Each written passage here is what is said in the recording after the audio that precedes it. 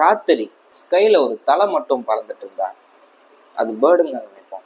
ஆனால் அது பேர்டு இல்லை, இட்ஸ் பலாசிக். இந்தோனேஷியன் ஃபோக்லோரில் பலாசிக் அப்படின்னா ஒரு ஃப்ளையிங் எட் வேம்பியர் அப்படின்னு சொல்லுவாங்க.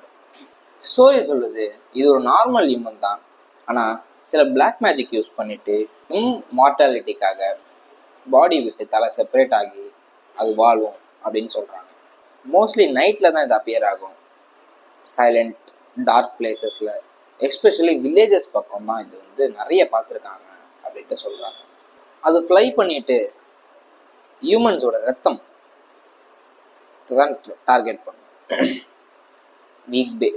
இன்ஃபன்ட் பேபிஸ், வீக் பர்சன்ஸ், அதாவது அது அட்டாக் பண்ணால் தன்னை திருப்பி அட்டாக் பண்ண முடியாதவங்களா பார்த்து தான் அது அட்டாக் பண்ணும்.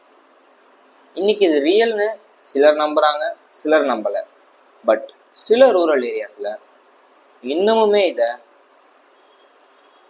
நம்பிட்டு இருக்காங்க, அதை பார்த்து பயந்துட்டும் இருக்காங்க.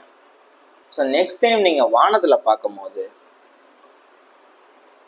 ஒரு பேர்டா என்ன அப்படின்ட்டு கன்ஃபார்ம் பண்ணிட்டு பாருங்கள்.